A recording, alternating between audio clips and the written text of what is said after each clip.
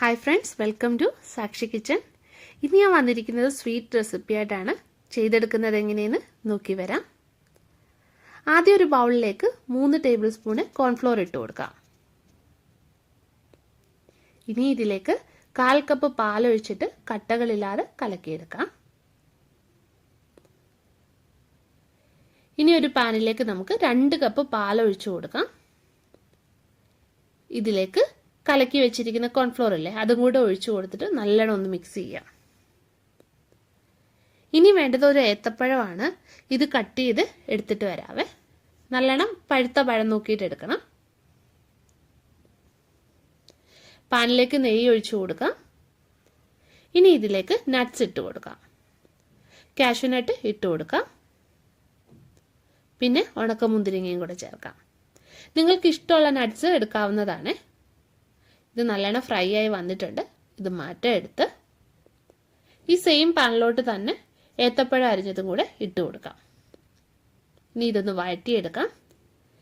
ഇതിലേക്ക് ഞാൻ 2 സ്പൂൺ പഞ്ചസാരയും കൂടി ചേർത്ത് കൊടുക്കുകയാണ്. അപ്പോൾ ഇതായി വന്നിട്ടുണ്ട്. ഇത് നമുക്ക് മാറ്റി വയ്ക്കാം. ഇനി നമുക്ക് പാലൊന്ന് തിളപ്പിച്ചെടുക്കണം. ഇതിൽ കോൺഫ്ലോർ ചേർത്തിട്ടുള്ളത് കൊണ്ട് തന്നെ കൈവിടാതെ ഇളക്കി കൊടുക്കണേ. ആദ്യം നല്ലോണം ഒന്ന് ഇളക്കി കൊടുക്കാം. ഇതിലേക്ക് മധുരത്തിന് ആവശ്യമായിട്ടുള്ള പഞ്ചസാര ചേർക്കാം. 5 സ്പൂൺ പഞ്ചസാര ഞാൻ ചേർത്ത് കൊടുക്കുന്നുണ്ട്. മധുരത്തിൻ്റെ അളവൊക്കെ നിങ്ങളുടെ ഇഷ്ടാനുസരണം ചേർത്ത് കൊടുക്കുക കേട്ടോ. പിന്നെ ഏലക്കാപ്പൊടിയും കൂടെ ചേർക്കാം.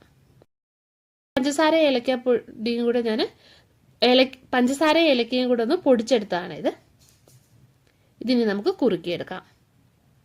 പിന്നെ കട്ടി കുറവായിട്ട് മതിയെങ്കിൽ നിങ്ങൾക്ക് 2 ടേബിൾ സ്പൂൺ കോൺഫ്ലോർ ചേർത്താൽ മതിയേ.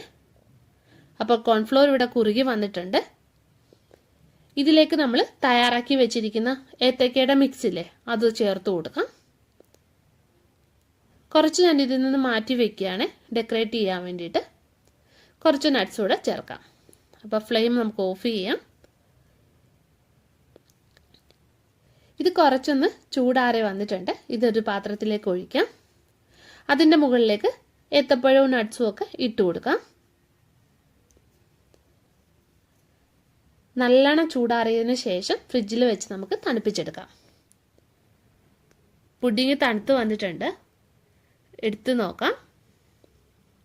നോക്കൂ, ഇത് നല്ല ടേസ്റ്റി ആയിട്ടുള്ളൊരു പുഡിങ്ങാണ്. പെട്ടെന്ന് നമുക്ക് ചെയ്തെടുക്കാൻ പറ്റുന്നൊരു റെസിപ്പിയാണ് ഇത്. അപ്പോൾ ചെയ്ത് നോക്കുക. കുട്ടികൾക്കൊക്കെ വളരെയധികം ഇഷ്ടപ്പെടും. പിന്നെ വീഡിയോ ഇഷ്ടപ്പെടുകയാണെങ്കിൽ ഒന്ന് ലൈക്ക് ചെയ്യാനും ഷെയർ ചെയ്യാനും മറക്കല്ലേ. അപ്പോൾ നമുക്ക് വീണ്ടും മറ്റൊരു നല്ല റെസിപ്പിയുമായിട്ട് കാണാം.